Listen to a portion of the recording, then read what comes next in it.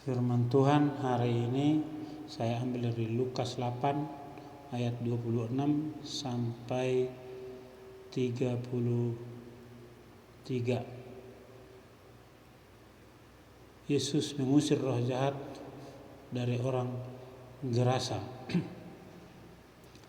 Lalu mendaratlah Yesus dan murid-muridnya di tanah orang Gerasa yang terletak di seberang Galilea.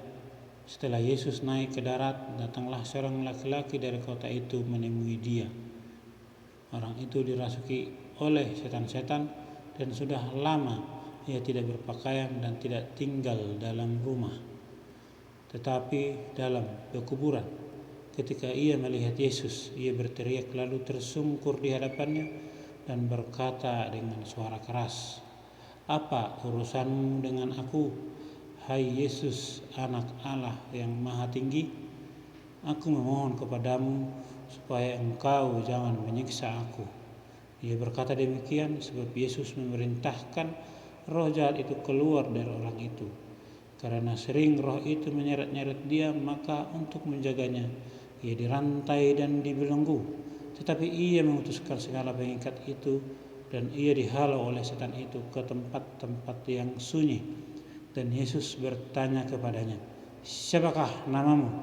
Jawabnya, "Legion," karena ia kerasukan banyak setan.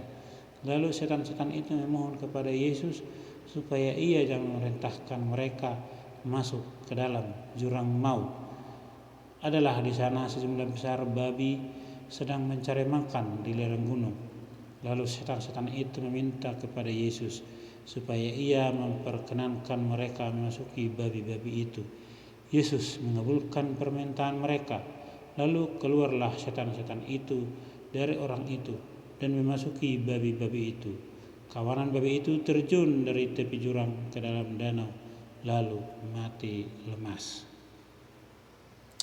Ada beberapa hal yang bisa kita pelajari di sini. Ya, pertama, Yesus adalah Anak Allah yang hidup.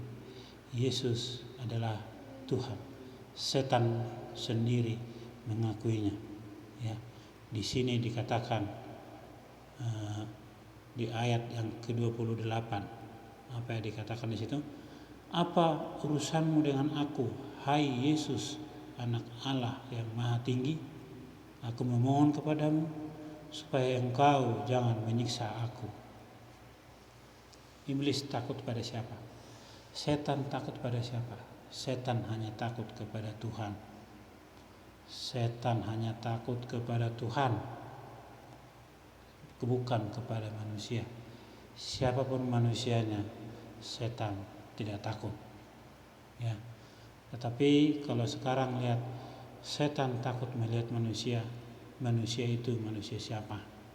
Manusia itu yang dilindungi, yang dibungkus oleh kuasa darah domba Allah, darah anak domba Allah, kuasa darah Yesus yang membungkus orang itu, sehingga setan pun takut mendekat kepadanya. Ya. Dan di sini dikatakan, "Aku memohon kepadamu supaya engkau jangan menyiksa aku." Siapa yang berkuasa menyiksa setan? Hanya Tuhan. Berarti Yesus itu adalah Tuhan. Nah, kemudian apa yang terjadi dengan orang yang kerasukan setan? Di sini orang yang kerasukan setan itu, setan roh jahat itu menyeret-nyeret dia. Maka untuk menjaganya ia dirantai, tapi rantai itu pun diputuskan, dihancurkan oleh orang tersebut karena kekuatan yang diberikan oleh si setan itu. Setan itu membawa manusia memberontak, ya, dan dia dihalau. Setan itu menghalau dia dan pergi ke tempat-tempat yang sunyi, ya. Nah, ketika ketemu dengan Yesus, setan itu ketakutan. Maka Yesus pun bertanya, "Siapa namamu?" Dijawab dengan Legion. Karena memang sangat banyak, setan itu banyak yang masuk ke dalam orang tersebut, ya. Lalu kemudian hal apa yang terjadi di sini? Tadi, siapa yang berkuasa menyiksa? yaitu Tuhan. Setan itu mengatakan, engkau jangan menyiksa aku, katanya kan begitu. Nah, kemudian di sini disampaikan lagi oleh setan itu kepada Yesus di ayat 31. Lalu setan-setan itu memohon kepada Yesus supaya ia jangan memerintahkan mereka masuk ke dalam jurang maut. Artinya apa? Yesus mampu memerintahkan setan-setan itu untuk masuk ke dalam jurang maut. Ya. Tetapi kenapa Yesus tidak melakukan itu? Karena memang belum waktunya masa penghakiman itu bagi setan, belum waktunya. Ya. Jadi setan itu meminta supaya dia masuk ke dalam babi-babi itu. Nah, kemudian Yesus mengizinkan. Maka setan itu keluar sendiri, tidak perlu diusir lagi, ya. Lalu setan itu memohon kepada Yesus supaya ia jangan memerintahkan mereka masuk ke dalam jurang maut. Nah, kemudian dia bilang,